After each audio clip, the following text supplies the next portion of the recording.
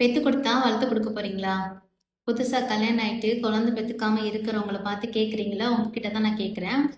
1 வருஷமோ 2 வருஷமோ எத்தனை வருஷம் ஆனாலும் கல்யாணம் பண்ணவங்களுக்கு பெத்துக்க தெரியும்.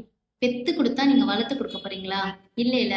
அந்த காலம் கிடையாது. 5 பிள்ளை 10 பிள்ளை 8 பிள்ளைன்னு வரிசையா பெக்குற அளவுக்கு உடம்புல ஸ்டாமினா இருக்கிறது காரணம் அந்த காலத்து ஆரோக்கியமான சாப்பாடு, ஆரோக்கியமான விஷயங்கள் எல்லாமே இருக்கலாம். அந்த காலத்து உடம்பு இந்த காலத்து பொண்ணுங்களுக்கும் பசங்களுக்கும் கிடையாது. எவ்வளவு ப்ராப்ளம் வேணா இருக்கலாம். அவங்க ஹெல்த் இஷ்யூஸ் இருக்கலாம், ஃபினான்ஷியலா ப்ராப்ளம் இருக்கலாம், ஃபேமிலி ப்ராப்ளம் இருக்கலாம். இப்ப வேணா இன்னும் கொஞ்சம் வருஷம் போனதுக்கு அப்புறம் இருக்கலாம். என்ன வேணா இருந்துட்டு போவேன். நீங்க ஈஸியா ஒரு வார்த்தை ஒரு பொண்ணை பார்த்து ஒரு பையனை பார்த்து கேள்வி கேட்டுறீங்க. ரீசெண்டா ஒரு பொண்ணை பார்த்து ஒருத்தவங்க கேக்குறாங்க, ஏதாவது விசேஷம் இருக்கா? இல்லைன்னு சொல்றாங்க. ஒரு மாதிரி மூஞ்சியை சிந்திக்கிட்டு ஒரு மாதிரி மூஞ்சியை வச்சுட்டு காலத்துல பெத்து கொடுக்கறதுக்கு என்ன வழியோ அதை பாருன்றீங்க. அந்த பொண்ணு மிஷினா? அவங்களுக்கு தெரியாதா? எப்போ அவங்க வாழ்க்கையா அவங்களுக்கு நாளைக்கு ஃபினான்ஷியலா ஏதாவது ப்ராப்ளம்னா நீங்க ஹெல்ப் பண்ண போறீங்களா? நீங்க கேக்குற கேள்வி அந்த பொண்ணை ஒரே வார்த்தையில கேட்டு போயிடுறீங்க. உங்களுக்கு அது கேள்வி ஞாபகம் இருக்காது. ஆனா அந்த பொண்ணுக்கு எவ்வளவு மன உளைச்சல் கொடுக்கும், எவ்வளோ வருத்தத்தை கொடுக்கும்.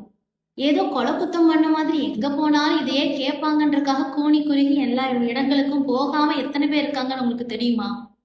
இல்ல இன்னைக்கு உடல் ரீதியா ப்ராப்ளம் இருக்கு, அதுக்கு ட்ரீட்மெண்ட் எடுக்கணும், லேக்ஸ் கணக்குல செலவாகும்னு சொன்னா காசு கொடுக்க போறீங்களா நீங்க? இல்ல இல்ல. நான் உங்களை கோபமா பேசுறேன்னு நினைக்காதீங்க. வயசானவங்க தான் இந்த விஷயத்த அடிக்கடி கேக்குறீங்க. கேட்காதீங்க தயவு செய்து. கல்யாணம் பண்ணவங்களுக்கும் கல்யாணம் பண்ணி கட்டுக்கிட்ட குடும்பத்தையும் குடும்பத்துல இருக்கிறவங்களும் அதை பார்த்துப்பாங்க. நீங்க என்னமோ அக்கறையில கேக்குறேன்ற பேரு அந்த பிள்ளைங்களை போட்டு மன உளைச்சலுக்கு ஆளாக்காதீங்க. ஆல்ரெடி அவங்க ஃபீலிங்ல தான் இருப்பாங்க. யாருக்கு தாங்க ஆசை இருக்காது? அழகான குட்டியா குட்டி கை குட்டி கால் இருக்கிற குழந்தைய கொஞ்சம்னு யாருக்கு தாங்க ஆசை இருக்காது? எல்லாருக்கும் ஆசை இருக்கு. அவங்களுக்கு அதை அமைய முடியலைன்னா அமைச்சுக்கிட்டும், அவங்களுக்கு உண்டான அந்த ஹெல்த் இஷ்யூவை சரி பண்ணிக்கிட்டும், அவங்க மைண்ட் செட்டை ரெடி பண்ணி மெதுவா கூட பெத்துக்கிட்டுமே. உங்களுக்கு என்னங்க பிரச்சனை? கேட்காதீங்க தயவு செய்து. ஒரு பொண்ணுக்கு எவ்வளவு வலிக்குன்னு சொல்லி ஒரு பொண்ணா இருக்கிற நீங்களே கேட்காதீங்க. ஒரு பையன்கிட்ட போய் கேட்காதீங்க. அது அவனோட ஆண்மையவே கொஸ்டின் மார்க் ஆகும். நீங்க கேட்காதீங்க. அவங்களுக்கு தெரியுங்க. கேட்காதீங்க தயவு செய்து. என் முன்னாடி கேட்கிறப்ப நான் சொன்னேன் அவங்களுக்கு தெரியும், உங்க வேலையை பாருங்கன்னு சொன்னேன். உங்களை திட்டவும் முடியல, உங்ககிட்ட ஒன்றும் சொல்லவும் முடியல.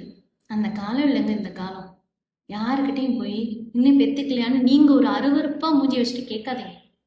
அவங்களுக்கு தெரியும், கட்டிக்கிட்டு உங்களுக்கு பெத்துக்க தெரியும்.